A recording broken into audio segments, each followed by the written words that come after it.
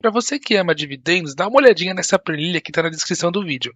Ela calcula automaticamente o preço teto e tudo que é importante para você investir nas maiores ações pagadoras de dividendos, com um preço muito acessível. Fica com ela por uma semana, se você não gostar, é só você pedir reembolso. Médio e longo prazo, ele depende do sentimento, depende do foco que o camarada determina quando ele entra no mercado, quando ele se atreve a ingressar no mercado de valor. Cada um adentra o mercado em circunstâncias diferentes. Por exemplo, nós vínhamos cultuando uma taxa de juros de 2, 3,5%. Aqueles que estavam acostumados a aplicar na renda garantida se sentiram assim desprestigiados em termos de ganho. Então passaram a optar, direcionar seus recursos para a renda variável. Então, na realidade, o ingresso desses elementos que entraram no mercado quando a renda fixa estava baixinha, não foi porque talvez eles estivessem convencidos de que o segmento acionário era realmente uma estrutura que pudesse proporcionar bons resultados a médio e longo prazo. Eles interpretaram que o mercado talvez pudesse oferecer-lhes resultados no mesmo prazo que a poupança oferece.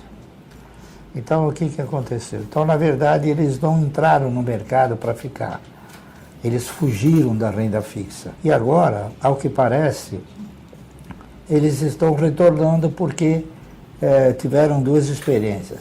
A primeira, que o mercado de valores ele não oferece os ganhos que a poupança oferece no prazo que eles interpretam, e agora estão voltando novamente para a renda fixa, que provavelmente vai lhes proporcionar uma situação melhor, não interpretar deles. Por isso que eu acho que eles estão voltando, e essa talvez possa ser a razão de, nos últimos um ano, por aí, 8 meses, a Bolsa ter sido alvo de uma pressão boa. Por quê?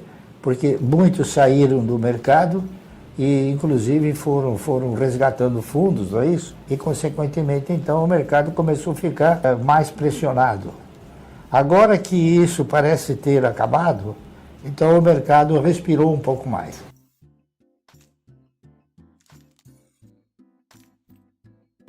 Eu não sei qual é o peso, mas eu acho que eu sempre propus comentar, como estou comentando para você do mercado, tentando transmitir aquilo que eu aprendi. Não é fácil com um programa de 10, 15, 20 minutos você transmitir tudo aquilo que você aprendeu. Mas eu procuro mostrar, então, uma trajetória, um caminho. E esse caminho é o caminho do quê? É o caminho de você estabelecer, quando você ingressa no segmento de ações, você tem que estabelecer um foco. Então, suponha que o seu foco seja coincidente com aquele que é o meu, que é o de formar uma carteira de renda mensal. O que eu fiz foi formar uma carteira de renda mensal. E o mercado apelidou de carteira de previdência, porque ela tem uma semelhança, né? Então, o que eu procuro transmitir é isso. Se você começar a especular, você vai perder. Se você se alavancar, você vai perder. Se você optar por derivativos, você vai perder. Por quê? Porque os derivativos, eles têm configurações muito diferentes e, em muitas ocasiões, tem determinados derivativos que eles funcionam, se você não tiver a experiência suficiente, como uma cama de gato, justamente para te trazer e ganhar sobre você. CEMIG? Tenho. Eternit? Olha, Eternit eu tenho e tenho dois tenho. Tenho vontade de cair fora, porque ela não é mais o mesmo papel que quando eu comprei há 10, 15 anos atrás. Grupo Ultra? Grupo Ultra também não tenho mais, porque eu tenho ações da Vibra e tenho ações da Raizen e tenho ações da Cosan. Grupo Ultra, Cosan e Vibra, as três, deve ter mais ou menos uns 23 mil postos de gasolina, dos quais o menor é o Grupo Ultra. O Grupo Ultra eu tenho por um acidente. Eu tinha ações de uma empresa chamada Ipiranga Distribuidora, que o Grupo Ultra comprou e eu acabei ficando com as ações do Grupo Ultra, quando ela ainda distribuía um bom dividendo. Mas o Grupo Ultra, ela sofreu uma crise de miopia impressionante, porque eles começaram a desviar os investimentos naquilo que eles mais sabem fazer. Então, o que eles fizeram? Investiram numa empresa chamada Oxiteno, dos quais eles não tinham expertise, não é isso? Investiram também na compra de uma rede de lojas de farmácia, chamada Extra Farma. E na época nós chegamos a comentar, poxa, vocês estão desviando o foco, né? Eu acho que isso não vai dar certo. E não deu certo. Então, por essa razão, eu caí fora do Grupo Ultra e fui acondicionando outras ações de outras empresas que pudessem estar no setor com mais objetividade e com mais segurança. A IRB é uma empresa de resseguros, que eu estou com ela em carteira. Perdendo, mas estou com ela em carteira. Itaúsa? Itaúsa eu vendi porque ela deixou de ser um papel que distribui bons dividendos. Porque as pessoas não... Talvez eu seja um profissional muito preocupado com detalhes. Tá certo? Então, por exemplo, a Itaúsa foi uma empresa que surgiu no mercado, eu não me lembro de que ano, na década de 70, 80, e ela é a dona do Banco Itaú.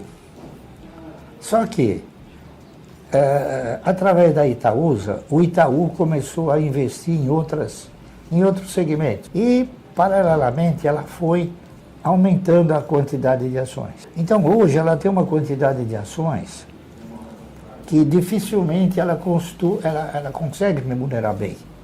Ela tem, se não me falha a memória, 8 bilhões. Então, para ela poder dar um resultado bom, ela precisa ter um lucro de 30, 40 bilhões. E ela não vai ter. Por quê? Porque o lucro dela é um lucro mais originário do Banco Itaú. Porque, lamentavelmente, a Itaúsa também, no meu interpretar, ela deixou de exercitar investimentos em outros segmentos que talvez pudessem gerar o mesmo lucro que o Banco Itaú. Então, por exemplo, hoje a Itaú, há pouco tempo atrás, investiu em chinelinho, alpargata. Quer dizer, eu não sei até que ponto, investiu em outro segmento também, que tem uma concorrência grande, que é a distribuição de botijão de gás, né? Tá certo?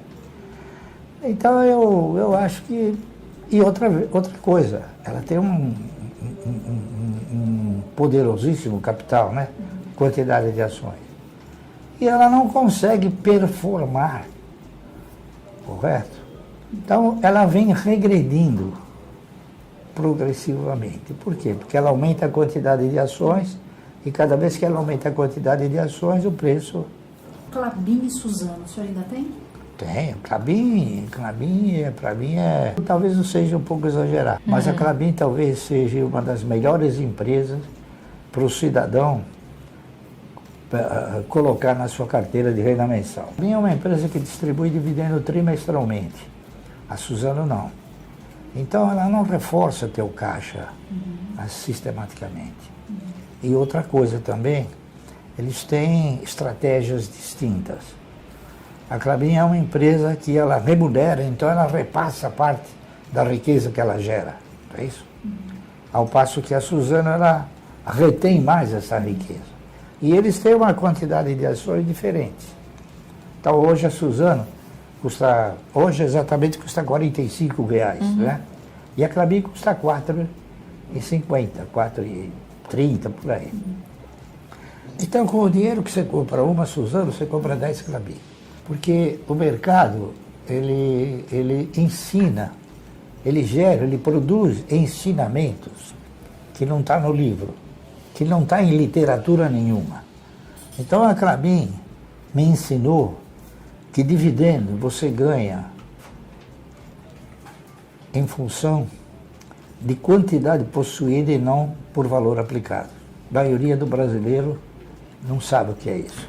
Taesa, você ainda tem? Taesa eu tenho. Taesa foi o... A Taesa, ela tem o mesmo controlador. Na Taesa ele é controlador parceiro. Porque quem controla a Taesa é a CEMIG. É a ISA, que é uma empresa colombiana, que é dona da TRPL. Eles têm esses dois papéis que são papéis de transmissão. A ISA, ela investe na transmissão, que é um dos filés do setor de energia. O setor de energia tem geração, transmissão e distribuição. Distribuição está fora. Taurus? A Taurus eu tenho, há muito tempo eu tenho Taurus, né? Eu tenho Taurus desde 1900 e alguma coisa. Quando ainda o Estima, o antigo controlador, era dono da empresa. E ela chamava Forjas Taurus. E ela possuía algumas empresas em outros setores, que não de armas, né? Ela possuía uma empresa de capacetes, que ainda possuía uma empresa que chamava Taurus Plast. Eram containers de plástico. E eles faziam também alguns equipamentos que vendiam uma parte para a Petrobras, enfim. E na ocasião, a Forjas Taurus era uma empresa cujo principal elemento da empresa era um cidadão que se chamava armeiro. Ele não chamava armeiro, ele executava a função de armeiro, né? Então ele armava, executava a arma, né? Ele concluía a arma. Num determinado momento da história, a Forjas Taurus foi vendida. Ela foi vendida para o Daniel Birman. O Daniel Birman é dono da, como é que é o nome? CBC. CBC, cartuchos, né? Faz a bala. Então, talvez é interessante ele ter a bala e ter o revólver também, né? Então, são outras empresas. Então, eles compraram a empresa e produziram, né, uma metamorfose grande. Deixaram de fazer tudo isso. Ficaram só com a fábrica de capacetes, porque eles tinham uma predominância muito grande e é difícil vender. Mas ela sempre gerou resultado pequeno, mas gerou. E continua gerando. E ele investiu num segmento de armas. E mudou o nome da empresa. Não é mais Forjas Taurus. É Taurus Armas. E o que eu posso te dizer é o seguinte. Eu estive agora em abril visitando a fábrica.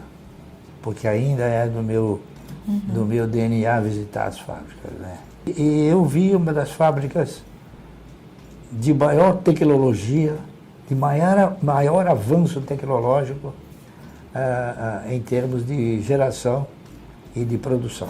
Você sabe qual é a maior fonte de exportação, fonte de recursos da exportação brasileira? Eu diria minério e o agronegócio. Soja, milho e outros grãos, né? Por inacreditável que possa parecer, a arma é o único produto industrializado que detém uma forte concorrência do exterior. É a arma. E o governo não quer. O governo não quer que o cidadão tenha arma. Já ficou mais do que caracterizado que o cidadão brasileiro, ele tem uma certa tendência a se defender, porque o Estado não lhe proporciona essa condição. Mas as autoridades não interpretam dessa maneira. Mas, mesmo assim, a maioria daquilo que a Taurus produz, ela exporta para 70, 80 países. Então, você veja, ela é líder ou co-líder de mercado nos Estados Unidos. Olha, talvez eu não seja o maior, mas eu sou um dos maiores. Existem outros também que são bons investidores. Só que, provavelmente, outros bons investidores, eles não operem na pessoa física, né? Operam através de fundos. Mas eu sou uma pessoa física. E o senhor tem quanto em bolsa hoje? Em bolsa eu não tenho nada. Eu tenho no mercado de valores. Porque o cidadão brasileiro, principalmente o cidadão que tem a incumbência de orientar as pessoas, né? Eles costumam dizer assim, olha, você está aplicando na bolsa. Ninguém aplica na bolsa. A turma aplica no mercado e aplica em empresas. Por isso que às vezes o cidadão chega para mim e fala, Marci, o que você acha da bolsa? Eu não tenho ações da bolsa.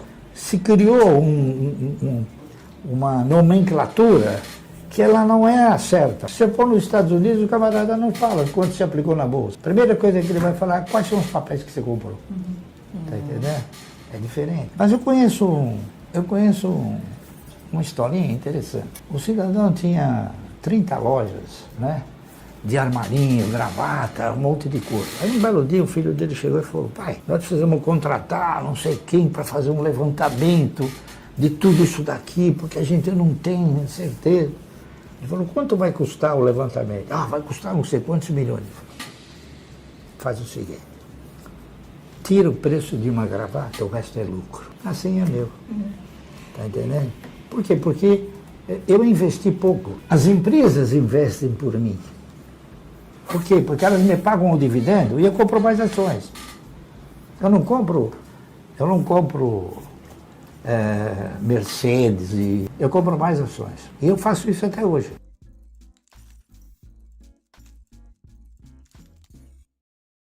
Isso oscila. É uma coisa que oscila, tá entendendo? Como o patrimônio oscila também. Então, por exemplo, a minha carteira chegou até 4 bilhões e 600 milhões.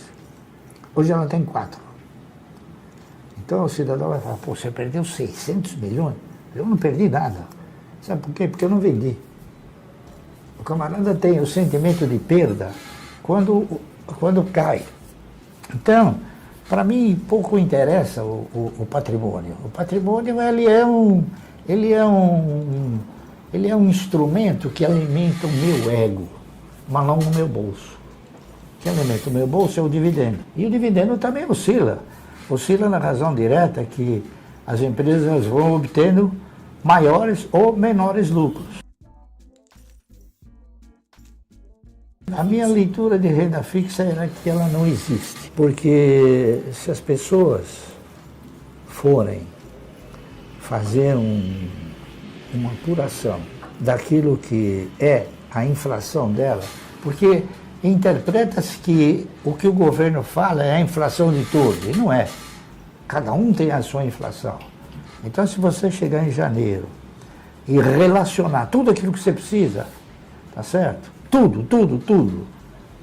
Você vai ter o quê? Você vai ter um determinado valor. Se você pegar esse valor e aplicar na renda garantida,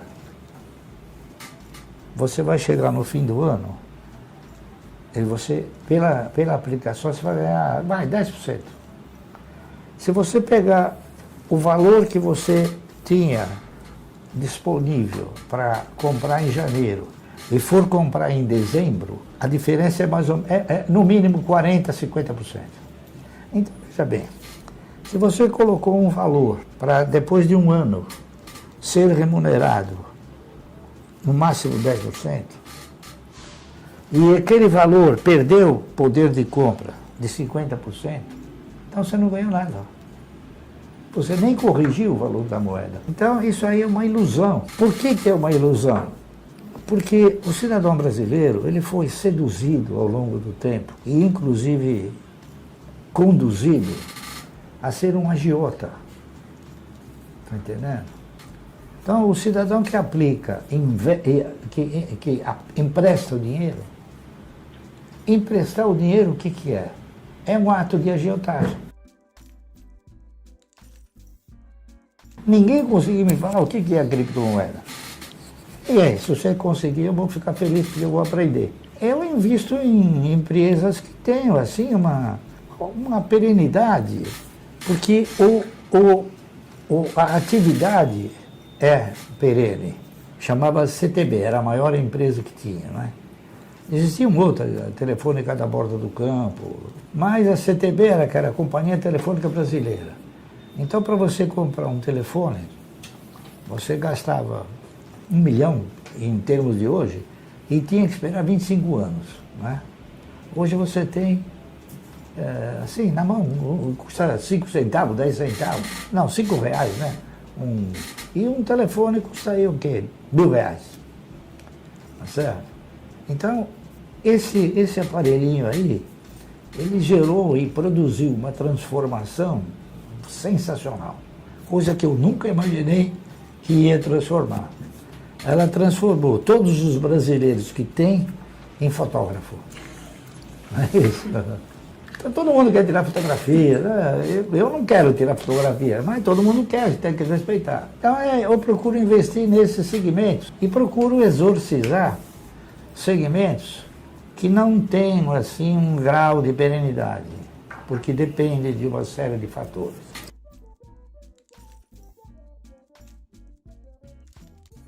O setor varejista, principalmente aquele de linha branca e de eletroeletrônicos, ele é um setor que não se sustenta. Por quê? Porque você tem uma trajetória de, no mínimo, que eu conheça, 40 empresas boas que quebraram. Você tem o MAP, a Mesbro, a Sloper, a Clipper, você tem a Ultralar, você tem milhões. Casa Bahia não quebrou ainda.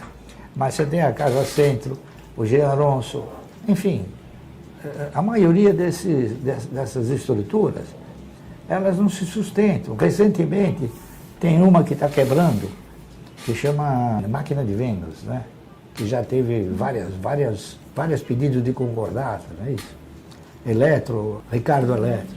Então, e veja bem, existem alguns procedimentos aqui no Brasil. A Casa Bahia já não quebrou, porque há tempos atrás ela teve uma injeção de recursos de 300 e poucos milhões. A Magazine Luiza também.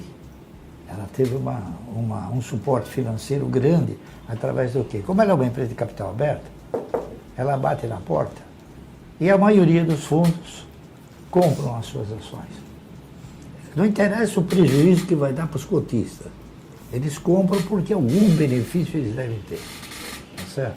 Agora nós temos um negócio interessante. Um outro segmento da economia, que é turismo. Por exemplo, a CVC... Difícil mesmo. Se não tivesse agora uma entrada de recursos aí de 500 milhões, ela estaria quebrando, certo? E outros segmentos. Por exemplo, eu não digo que essas empresas possam ter isso, mas talvez algum desarranjo, alguma coisa, a Localiza, ela está tomando no mercado 4,5 bilhões. Então, talvez, você vai entender por que você nunca vai ganhar comprando fundo. Está entendendo? Por quê? Porque quem compra, quem ampara esses IPOs, ou essas subscrições, que a turma chama de follow-on, são os fundos. Então o fundo coloca na carteira dele alguma coisa que não vale nada. Você não pode impedir, você tem que engolir o sapo se você estiver lá. Eu, com todos esses anos de mercado, não conheço ninguém que ganhou aplicando em fundo. Nem em fundo de previdência privada. Até agora, eu faço esse desafio. Olha, eu gostaria de chegar um caso que, se eu baixo, eu ganhei. O grande acerto do investidor é ele ter um profissional de muita experiência que o conduza para o caminho certo. Eu tenho, sou eu mesmo. Então o que acontece? Hoje você tem, não digo milhares, mas você tem muitos profissionais que eles chegam para você e falam, se você comprar isso aqui, você vai ganhar 1000%. Não existe isso no mercado. E às vezes o cidadão, ele prefere acreditar na fantasia do que na realidade. Essa aqui é Então, A minha recomendação é sempre o seguinte: se você quiser começar a investir em ações, a primeira coisa que você tem que fazer, a primeira coisa é determinar um foco. O que você quer? Onde eu quero chegar? Ao determinar esse foco, você tem que assumir alguns compromissos.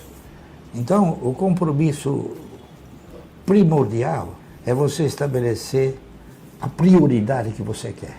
Eu quero ter uma carteira de ações. Então, você estabeleceu uma prioridade. Se você respeitar essa prioridade, esse compromisso com essa prioridade, você chega numa carteira de ações generosa. Por quê? Porque a prioridade, ela inicia te gerando conhecimentos para você administrar os egos. E com o tempo, você acaba dominando os seus egos. E se alguém chegar para você e falar, olha, esse negócio aqui é um bom negócio, sabe esse celular aqui é um bom negócio, não sei o que lá, você já tem um, né? Aí você fala, é um bom negócio, eu vou comprar. O celular não é a sua prioridade. Sua prioridade é a carteira de renda mensal. Aí você vai falar, não, aquilo não é a minha prioridade. Minha prioridade é isso. Então a prioridade, ela te ajuda muito. Se estabelecer uma prioridade, ela te ajuda a você se conduzir da maneira correta. E a maneira correta é você exercitar que posturas? Primeiro, a disciplina de você exercitar essa prioridade. E segundo, a paciência de você formar uma carteira.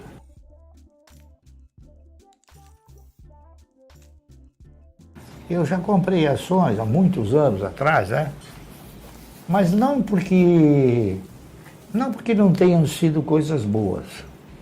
Por exemplo, eu comprei ações de um banco chamado Banco Econômico, por influência de um amigo meu, que ainda é vivo, a gente se fala, do Banco Nacional. E por livre e espontânea vontade minha, comprei ações do Banco Noroeste, que também não existe mais, Banco Bandeirantes, também não existe mais, Banco Bandeirantes de Investimento. É isso aí. O Banco Nacional quebrou, o Banco Econômico quebrou. E por incrível que pareça, quantos anos depois? 29 anos? Por aí. 29 anos, eu peguei meu dinheiro de volta. Como? Por quê? Porque o BTG comprou a estrutura e falou, olha, eu quero comprar dos acionistas. E eu vendi. Sorte. Porque você veja bem, eu nunca ia imaginar que o banco do Ayrton Senna ia ser fechado pelo governo. Né? Que o banco que tinha o maior acervo patrimonial, que era o Banco Econômico, também ia ser fechado pelo governo. Entendeu? E outros bancos também. Teve um banquinho que eu me arrependi de ter feito. Ele chamava o apelido dele era Banco da Bandeira, porque ele chamava Banco do Progresso. Como na bandeira está escrito Ordem e Progresso, então o apelido dele, esse daí eu perdi 10%. Mas eu nunca perdi nada no mercado. Sabe por quê? 99,9% do meu patrimônio foi oferecido pelas próprias empresas. Então o cidadão, ele não se deu conta que o que ele ganha de dividendo, se ele reinvestir o dividendo, o efeito multiplicador dele é substancialmente superior a ele reinvestir aquilo que ele ganha na renda fixa. Quando eu tinha 14 anos, ele fez uma carteira para mim, inclusive, curiosamente, com ações da Ultrapar, que eu também já não tenho mais hoje em carteira. Ainda era um bom negócio. Ainda era um bom negócio? Ainda era um bom negócio naquela época, né? Em 2008. Na época, essa carteira me dava o equivalente a R$300 por mês em dividendos e aquilo era a minha mesada. Então, ele me orientava da seguinte maneira: olha, você tem esses R$300 que eu vou te dar, na verdade, não sou eu que estou te dando, é a empresa que está te pagando. Você tem duas opções: ou você usa porque você precisar, né, comprar a roupa que você quer, o tênis que você quer que você está me pedindo, ou você reinveste e no próximo trimestre, quando ela anunciar novamente dividendos, você comprou novas ações, então você não vai mais receber 300, você vai receber 310. No próximo trimestre, se você continuar reinvestindo, vai mais 310, 320, né? E assim sucessivamente. Quando você se der conta, esse dividendo vai ter multiplicado várias vezes, né? Então foi assim que eu comecei, que eu me apaixonei pelo mercado.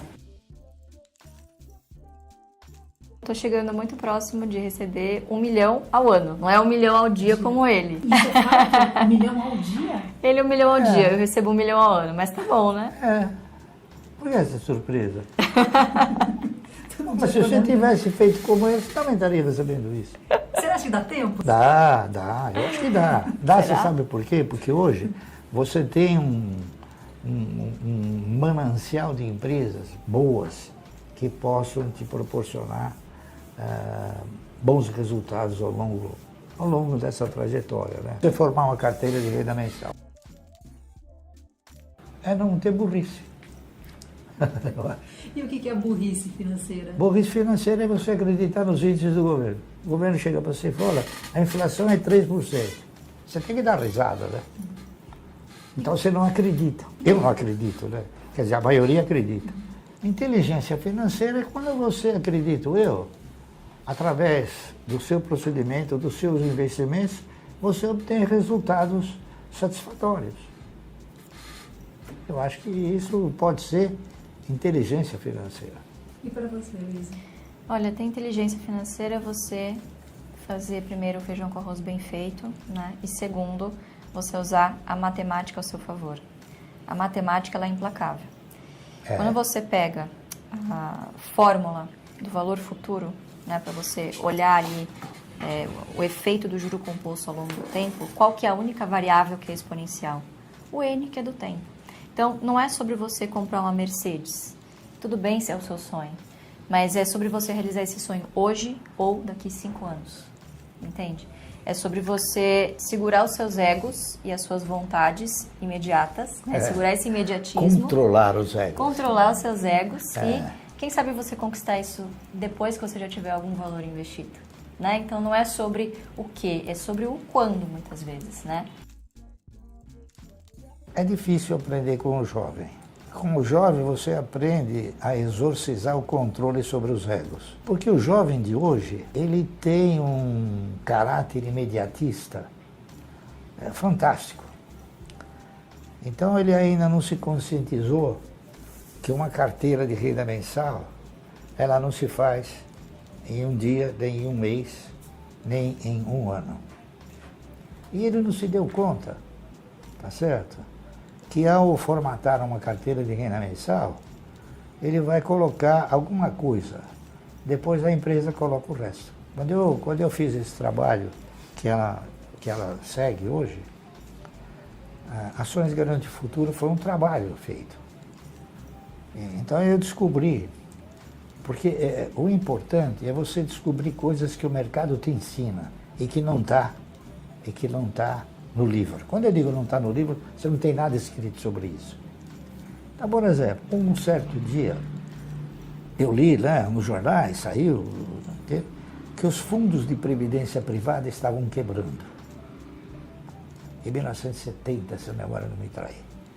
Eram fundos de previdência privada particulares. Então eram Pereira Barreto, KPM, Montepio da Família Militar, GBOX, eram tudo fundos de previdência privada. Você tem o fundo da Varig, o fundo da Transbrasil, o fundo da VASP, centenas de fundos de previdência privada particulares foram quebrando.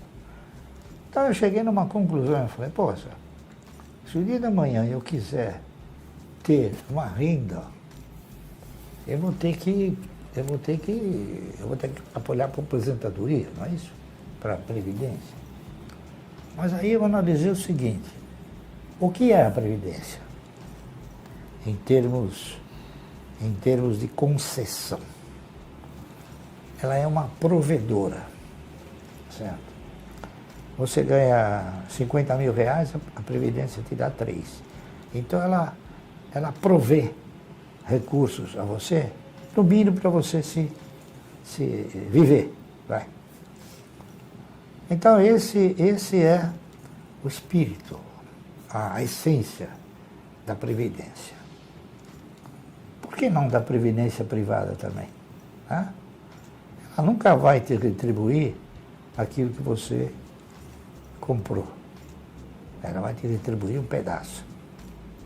E nem sei se ela vai honrar, porque até agora, né, todos que eu conheço que investiram na previdência privada tiraram e soltaram foguetes, porque perderam pouco, tá certo?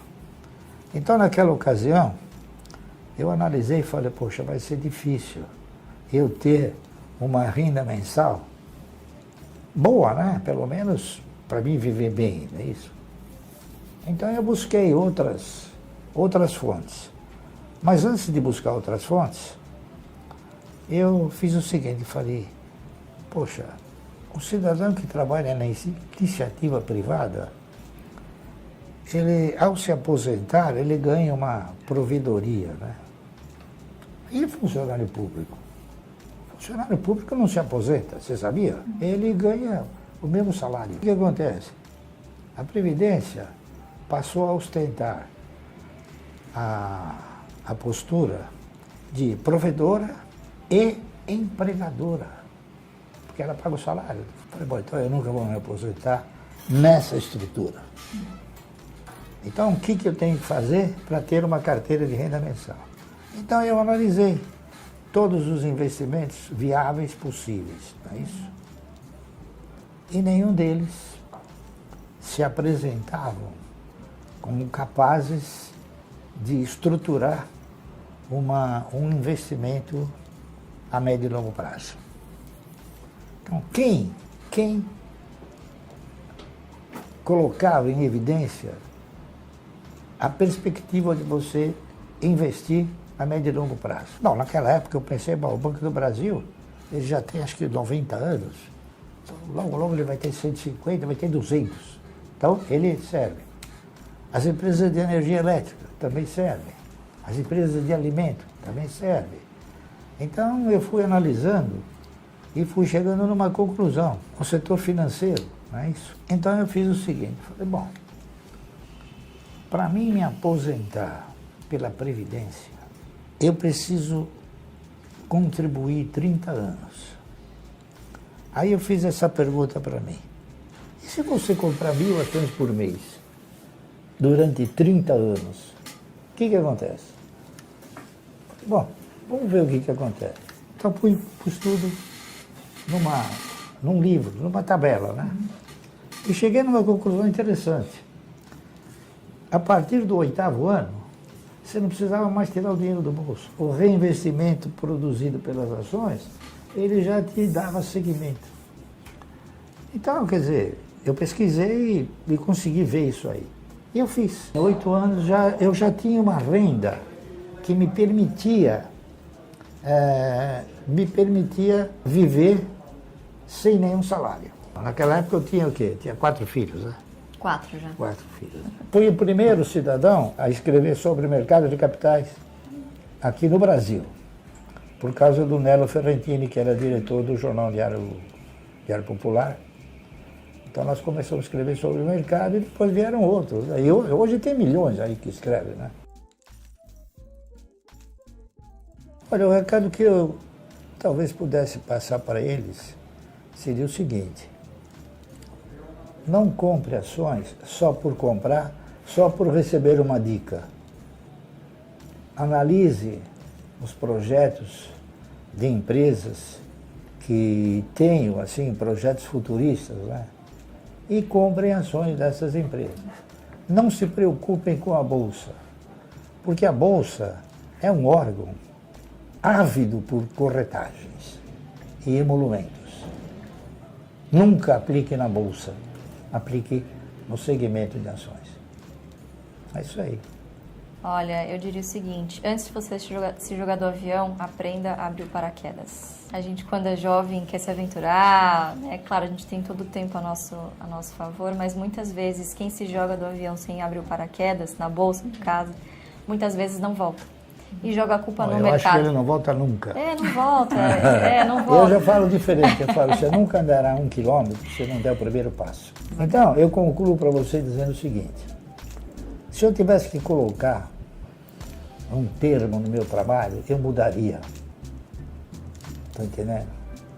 Eu colocaria assim, colocaria um O. Ações garantem um ótimo futuro. Para você que ama dividendos, dá uma olhadinha nessa planilha que está na descrição do vídeo. Ela calcula automaticamente o preço teto e tudo que é importante para você investir nas maiores ações pagadoras de dividendos, com um preço muito acessível. Fica com ela por uma semana, se você não gostar, é só você pedir reembolso. Todos os dias vou postar vídeos como esse, para você também conseguir ganhar dividendos até viver de renda. Então deixe seu gostei e se inscreva no canal.